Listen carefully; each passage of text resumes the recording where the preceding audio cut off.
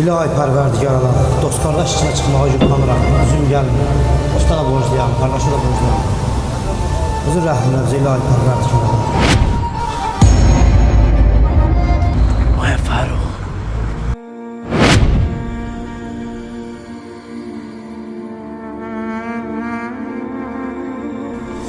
Oy, tarlam orada ne oturum? Estağfurullah haydi. Aya, tarlam, sen ne gizlemişsen burada?